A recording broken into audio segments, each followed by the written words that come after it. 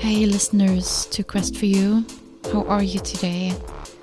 I'm happy you're here. We are getting closer and closer to Christmas, and I know we spent several episodes talking about goals and New Year's resolutions, and today I want to get serious. It's episode 124, Goals Getting Serious. So we talked about many different strategies on how to accomplish your goals. Today we will set them. If you have waited setting your goals, then today is the day. So you will set your own goals, but I'd like to give you a few guidelines. This is how I look at my goals every year. And this works for me now. Since I started this, I've accomplished most of the goals I set for myself. Will this always work for me? I don't know. But currently, it does. If you're driven to make permanent changes in your life, if you want to actively engage in the quest for yourself, then this episode is for you. So let's start. And it wouldn't be a good start if we didn't have a good quote. So here you go, by Michelangelo. The greater danger for most of us lies not in setting our aim too high and falling short, but in setting our aim too low and achieving our mark. Keep that in the back of your mind. So when I sit down and think about my goals for the next year, I am considering 5 main areas of my life. The 5 main areas of my life. And you don't need to pick a goal for each of these. In fact, if you listen to all my recent episodes, you remember clearly that I recommended setting only one goal. And I will get to that in a minute. Stick with me for now. Most of us set many goals, and when we do, we often look at them in isolation. We forget to consider how each goal affects the rest of our life. Every major goal, and most goals are major, affect not only the area of the life that this goal addresses, but also touches other areas.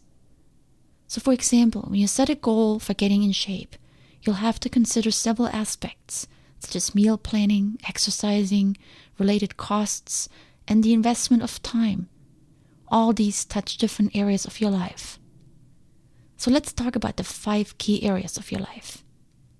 They are relationships, career, spirituality and health, abundance and finances, and then travel and adventure. And you can reword these and re-rank them in any way you wish. But the important aspects of life are here. The social aspects, our family and relationships, the professional aspect, our careers and how we make a living, health, both mentally and physically, and the financial aspect, managing our finances, and lastly the leisure part, fun and play and adventure. Ideally, I want all these areas of my life to be in perfect harmony. I know this is very challenging to achieve, but it's not impossible. You may just have to start working on each one by one. And this is where your main goal comes into play. Listen to the following questions that I ask myself for each of these 5 categories. So when I think about the relationships in my life, I ask, who do I spend my time with as well as, are these relationships fulfilling? What can I do to have more meaningful and nurturing relationships in my life? For my work life, am I where I would like to be in my work or career?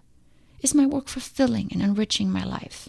For my health, do I take care of my body and my mind through physical and mental exercise? And that includes a healthy nutrition, learning and growing and improving my physique. For my money, how well do I manage my finances? Am I saving, investing? Do I have debt? For fun and adventure, how do I spend my personal time? Do I enjoy life and how? These categories are subjective to your life. For me, a 30-day yoga course may fall under adventure and fun. For someone who's thinking about teaching yoga, it may fall under work and career. And yet another person who's seeking to add yoga as a way to get more balance and movement into their life, they may rank it under health and spirituality. It all depends on your objective. You may find that you want to break out some of these areas. That's fine, but I don't recommend going so granular. For example, if you want to break out detailed goals regarding diet and exercise, which is physical health, but then also add goals regarding spiritual health, you'll find it gets too much. And this is where your one goal comes into play. Yes, you can have several goals. I do too. 1 or 2 in each category if you want. But try to center your goals around one overarching theme for the year. That means one big goal and then add a few smaller goals that directly support that one goal. So let's say you want to launch your own small side gig next year. A website, an Etsy store, a catering business. This would fall under your work and career category. But then you may also need to think about the other areas and make some changes. For example, in order to finance your business, maybe you need to tighten the belt and spend less. Working long hours on your business may affect your health and your relationships. So you need to think how small goals in those areas can support your big venture of starting a business. You see, everything is connected. And even if you don't have a major goal that you'd like to tackle next year, and rather work on a few small things, that's okay as well. The problem is that what we think is small is often much bigger. Getting in shape. 3 words. Sounds so easy. But if you've ever tried to get in shape, you know how hard it actually is. So I caution you not to overdo it. Instead, think long and hard about what you want to accomplish. And do not worry so much about how big your goal is in terms of size, but think in terms of importance and significance. What is important to you? What do you really want to work on? Even a simple thing such as learning a language or an instrument or learning to cook. The course that you sign up for may only be 1 month or 2. But don't assume that this will be all that there is. Think further. What will you do when this one course is over?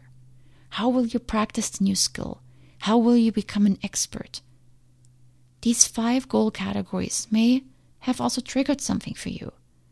Maybe one or more of these areas require serious attention. It's nice to have aspirations, start that business, or travel around the world. But if there's an area of your life that is currently suffering or that you're struggling with, then this may need to take priority. So if you're in debt or you live off your credit cards, then this may need to take priority before getting married. Maybe in your year-end reflections, you notice that you've neglected your family and friends over the last years, that your relationships need a little nurturing, some more attention and time. This can be a huge goal. Think about a few key things you would like to do to improve these. Get specific. Spending more time with your family. How will you do that? Nail it down and commit. Do you want to make sure you're home before 6 at least 3 nights a week? Great. That is a very specific goal. Now think, how will this affect your career and your work? Can you do something else to be more efficient at work? Maybe you could hire another person to your team, or get to the office early on those days that you leave earlier. Will additional time with your family have a financial impact? Maybe a positive one, less carry-out food and more cooking at home. This is how I start nailing down my goals. I start with the most important thing first. And we talked about this before, and I encouraged you to think about it. What's most important to you? And then I brainstorm how this one thing will affect the other areas and how the other areas of my life will support that goal. And then, if I do have an urgent desire to sneak something else in that is achievable without a huge extra effort, then I do that. For example, this year I really wanted to pay off my car. This wasn't really related to my big goal, but it's still something I wanted to get done. So make this a process. Pick a date on the calendar and set some time aside. I usually type my thoughts out on the computer and then I clean them up one by one. That's how they turn into goals. And lastly, I like to pick an overarching theme for the year. It's like a slogan that describes who I want to be during this year and at the end of the year. If you're starting a business, then possibly you see yourself as a successful entrepreneur. This is your vision, your end goal. How do you see yourself? I usually create this last, after all my goals are settled. But you can do it first. I write it on top of my page that has listed all my goals. And it's my It's my vision for the year of who I want to be. So there you go. We got serious with goals. And now it's time to work on them. I need to get going on them, and hopefully you will too. And as always, if you have questions, don't hesitate to reach out. I just really hope that this helps you, and this helps you get a step closer to who you want to be. With much love, until next time.